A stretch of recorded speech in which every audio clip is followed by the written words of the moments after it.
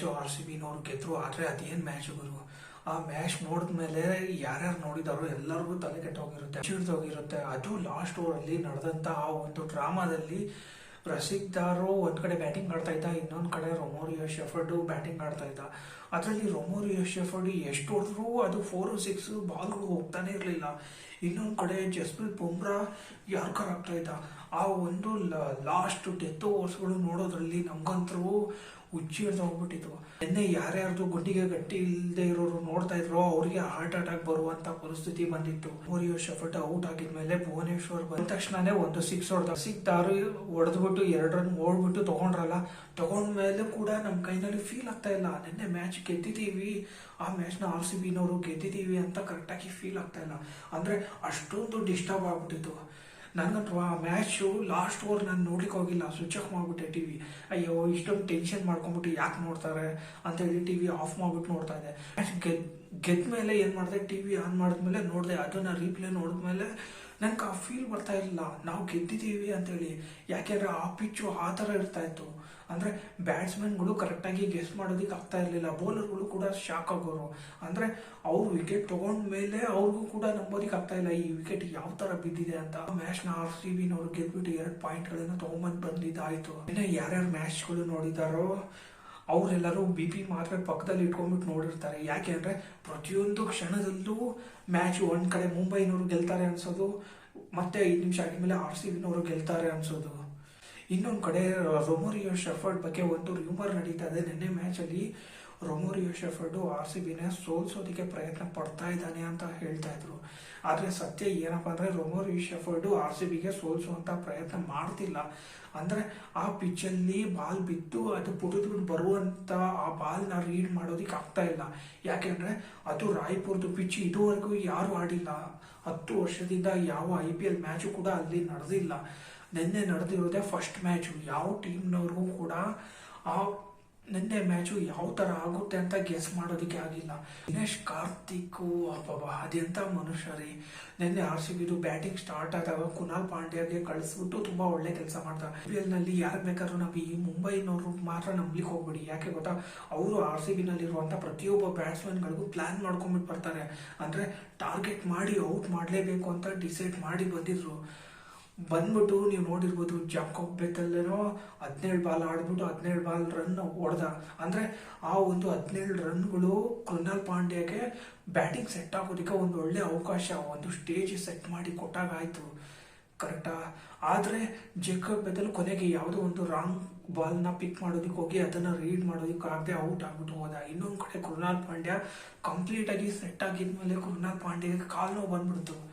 ಅರೆ ಅದು ನೋಡಿದ್ಮೇಲೆ ನಾವು ಅನ್ಕೊಂತಾ ಇದೀವಿ, ಏನಪ್ಪ ಇದು, ಒಬ್ಬ ಬ್ಯಾಟ್ಸ್ಮನ್ ಸೆಟ್ ಆಗಿದ್ದಾನೆ, ಬ್ಯಾಟ್ಸ್ಮನ್ ಸೆಟ್ ಆಗಿದ್ಮೇಲೆ ಈ ಕಾಲ್ ನೋವು ಯಾಕೆ ಬಂತು ಅಂತ ಹೇಳಿ.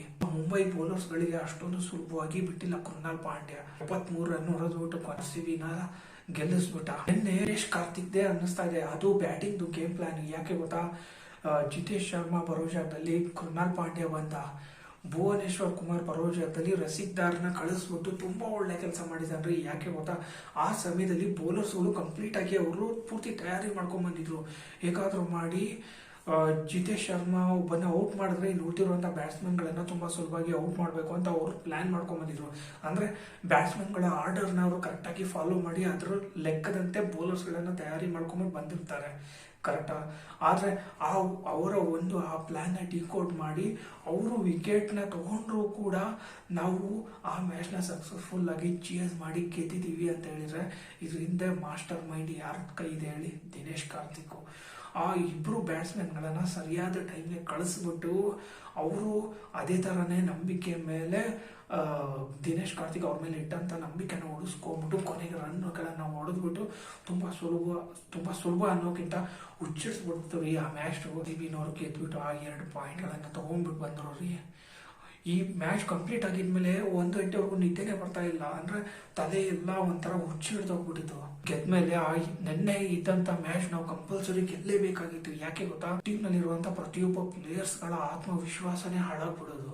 ಈಗ ಗೆದ್ಮೇಲೆ ನಾವು ಗೆದ್ದಿದೀವಿ ಅಂತ ಫೀಲ್ ಆಗ್ತಾ ಇಲ್ಲ, ಅಷ್ಟೊಂದು ಹುಚ್ಚಿಡ್ಸ್ಬಿಟ್ಟಿದೆ ಆ ಮ್ಯಾಚ್.